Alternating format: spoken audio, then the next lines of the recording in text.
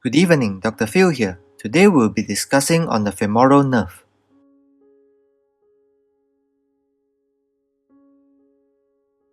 Origin. Within the body of the psoas muscle, the femoral nerve is formed from the anterior primary rami of the L2, L3 and L4. Cause. The femoral nerve is the largest branch of the lumbar plexus. It emerges from the lateral border of the psoas muscle, approximately at the junction of the middle and lower thirds of that muscle. It then descends between the iliacus and the psoas muscles. A motor branch to the iliacus branches out from the femoral nerve before it passes under the inguinal ligament. It enters the femoral triangle into the anterior thigh beneath the inguinal ligament. The cause of the femoral nerve in the groin can be variable. Relations. The femoral nerve is deep to both the fascia lata and the fascia iliaca. The femoral nerve is invested in the fascia iliaca. The fascia iliaca separates the femoral nerve from the femoral sheath. The tensor fascia lata muscle lies above the fascia iliaca. Iliacus. The femoral nerve lies above the iliacus. Femoral sheath. The femoral sheath is formed from an extension of the extraperitoneal fascia and consists of three compartments. The lateral compartment contains the femoral artery and several of its branches, and the femoral branch of the genitofemoral nerve. The intermediate compartment contains the femoral vein and proximal tributaries of the femoral vein, which includes the great saphenous vein and profunda femoris vein. Deep lymph nodes is contained in the intermediate compartment. The medial compartment, also known as the femoral canal, contains lymphatics, fat, and the lymph node of Cloquet. The femoral nerve lies lateral to and outside of the femoral sheath. The thickened medial border of the fascia iliacus, also known as the iliopectineal band, separates the femoral nerve from the femoral sheath. The femoral nerve may be separated from the femoral sheath by a small part of the psoas muscle. Kindly refer to the video discussing the femoral triangle for further details. Relation between the femoral nerve and the femoral artery. The distance between the femoral nerve and the femoral artery is variable. The femoral nerve may lie just lateral to the femoral artery, or be 1 to 2 centimeters or more lateral from it, or lie posterior to the femoral artery. Lateral femoral circumflex artery. This artery separates the femoral nerve into its superficial and deep divisions. Branches of the femoral nerve. The femoral nerve begins to divide into its terminal branches at the base of the femoral triangle in most individuals, or above the inguinal ligament in some individuals. Branch to iliacus. A motor branch to the iliacus branches out from the femoral nerve before it passes under the inguinal ligament. The lateral circumflex femoral artery separates the femoral nerve into superficial and deep divisions. From the superficial division, nerve to pectineus. This nerve branches out from the femoral nerve in the femoral triangle, passing deep to the femoral sheath. It innervates the pectineus and anterior part of the hip joint. The musculocutaneous branch branches into the nerve to sartorius, which supplies motor innervation to the sartorius, and the intermediate cutaneous nerve of the thigh, which has two branches. The lateral branch supplies sensory innervation to the skin on the lateral aspect of the anterior thigh, and the medial branch supplies sensory innervation to the skin on the medial aspect of the anterior thigh. Medial cutaneous nerve of the thigh. This branch contributes to the subsartorial plexus, which also receives nerve supply from branches of the obturator and saphenous nerves.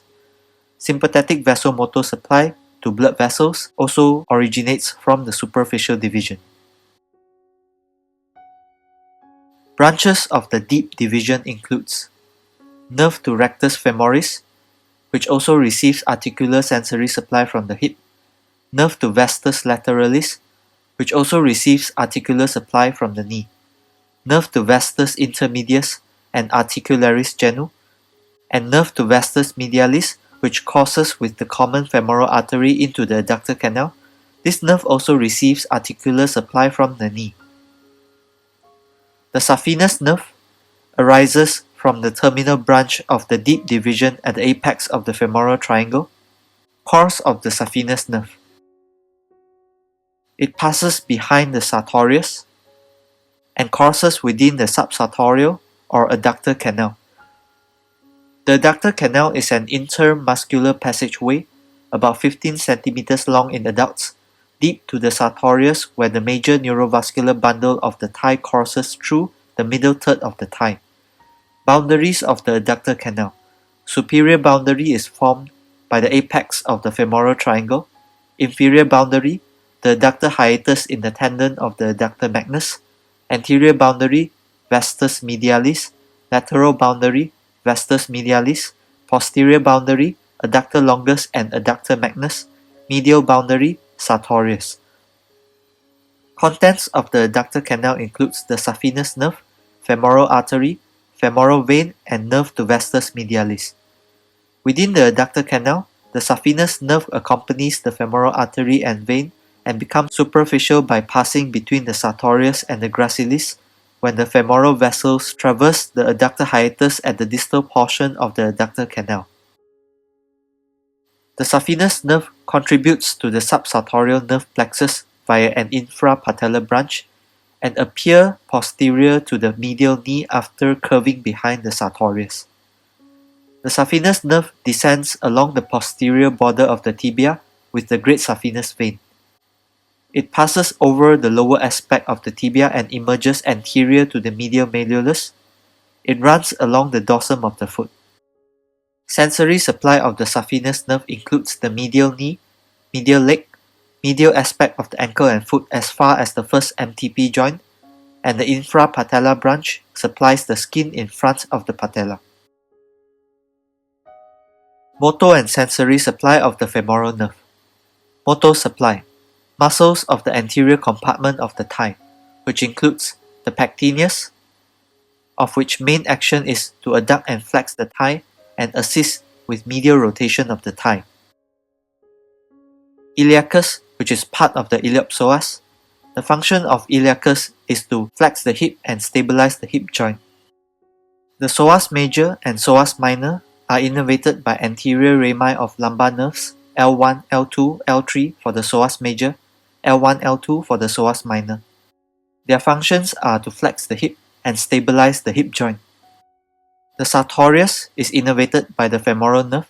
Its main action is to flex, abduct, and laterally rotate the thigh at the hip joint, knee flexion, and medial rotation of the leg when the knee is flexed. The quadriceps femoris is innervated by the femoral nerve and consists of the rectus femoris, vastus lateralis, vastus medialis, and vastus intermedius. The main action of the rectus femoris is to extend the leg at the knee joint, steady the hip joint, and help the iliopsoas in flexing the thigh at the hip joint.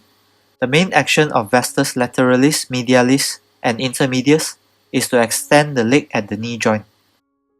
Sensory supply of the femoral nerve includes the hip, anterior and medial thigh, the knee, and the medial leg as the saphenous nerve. Variant anatomy of the femoral nerve. The femoral nerve may split into 2 to 3 separate slips within the psoas muscle, but these slips unite and descend as a single bundle. Accessory femoral nerve. Fibers of this nerve arise separately in the lumbar plexus. They then pass anterior to the femoral nerve and may terminate as the saphenous nerve or a cutaneous branch. The lateral femoral cutaneous nerve usually branches directly off the lumbar plexus but may branch off from the femoral nerve. The saphenous nerve may terminate at the knee level. If this occurs, its distribution is replaced by a branch of the tibial nerve. Reflex arcs involving the femoral nerve. Reflex arc. The reflex arc is the basic functional unit of the nervous system. It is the smallest and simplest portion capable of receiving a stimulus and producing a response. Basic components of a reflex arc includes a sensory receptor, sensory neuron, interneuron, motor neuron, and effector organ. The simplest reflex arcs, also known as monosynaptic reflex arcs, do not involve interneurons. A reflex is an automatic response to a stimulus produced by a reflex arc. It occurs without conscious thought. Processes that occur in a polysynaptic reflex arc. Number 1. A sensory receptor detects a stimulus. Number 2. Action potentials initiated in sensory receptors are conducted through axons of the sensory neuron and is transmitted through the sensory nerve and dorsal root to the spinal cord. Number 3. The sensory neuron synapses with an interneuron in the spinal cord. Number 4. The interneuron synapses with a motor neuron. Number 5. The motor neuron axon transmits action potentials through the ventral root and spinal nerve to an effector organ such as a skeletal muscle or gland. The action potentials from the motor neurons cause these effector organs to respond. Reflexes play many roles in homeostasis. For example, autonomic reflexes are involved in maintaining relatively constant blood pressure, PaCO2 levels, and water intake. Kindly refer to the video on cardiovascular reflexes for more examples.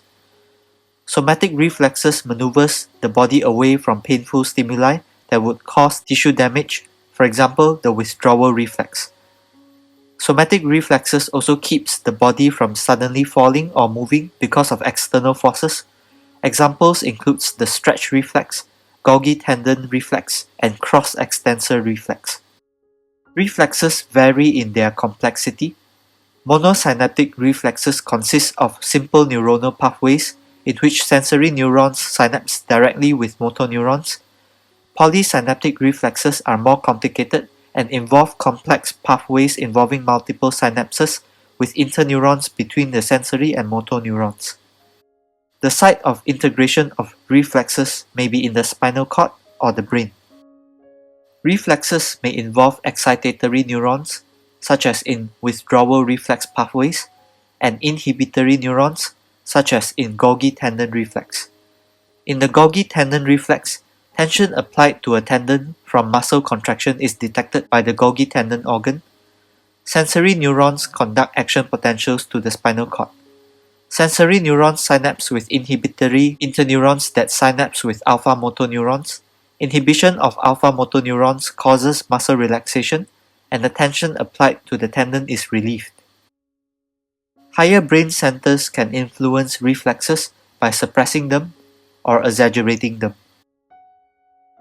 Examples of reflexes involving the femoral nerve. The stretch reflex. Muscle stretch is detected by muscle spindles. Sensory neurons conduct action potentials to the spinal cord. Sensory neurons synapse with alpha motor neurons, and alpha motor neurons conduct action potentials to the muscle, causing that muscle to contract and resist being stretched. Withdrawal reflex and reciprocal innervation. During the withdrawal reflex, sensory neurons conduct nociceptive impulses from pain receptors to the spinal cord.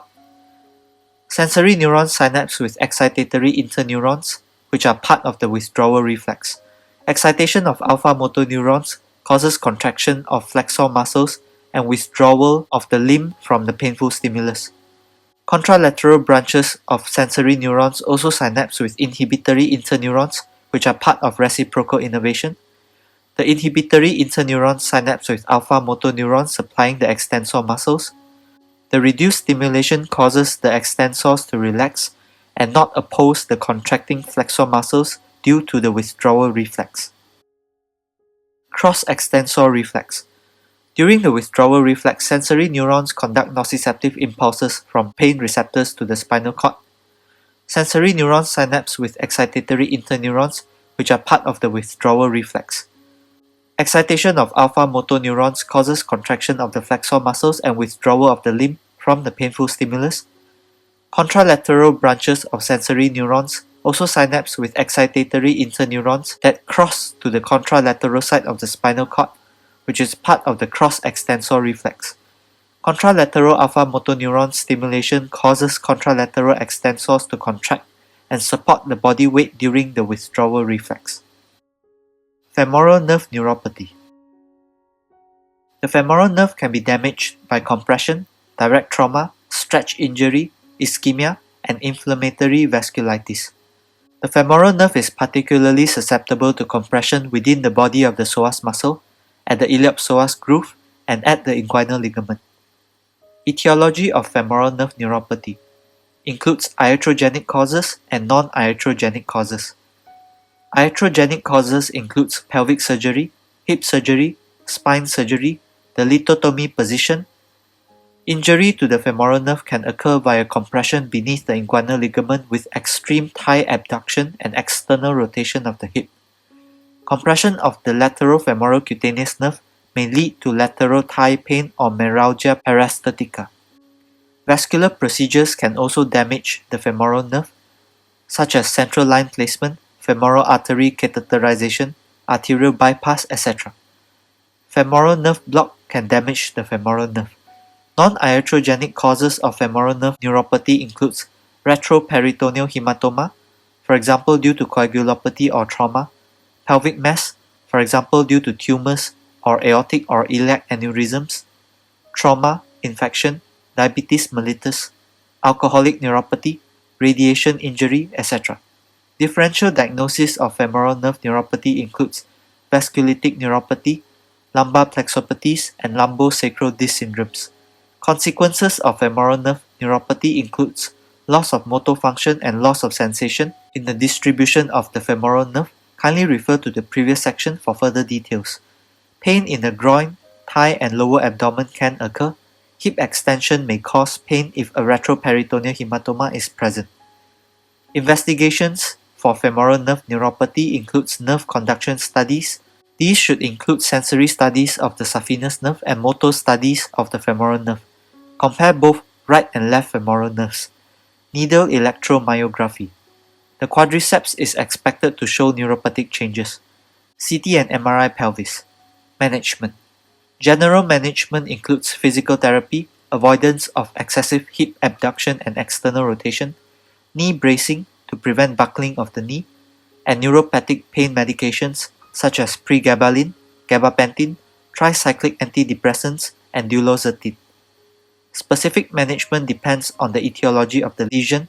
For example, evacuation of a retroperitoneal hematoma compressing the femoral nerve and stopping anticoagulants if the patient is consuming them. Surgery or chemotherapy for a pelvic tumor compressing the femoral nerve. Immunosuppressive therapy for vasculitic neuropathy. Recovery typically occurs over 3 to 4 months for femoral neuropathy associated with positional compression or retraction compression during surgery or delivery. These are my references. Thank you.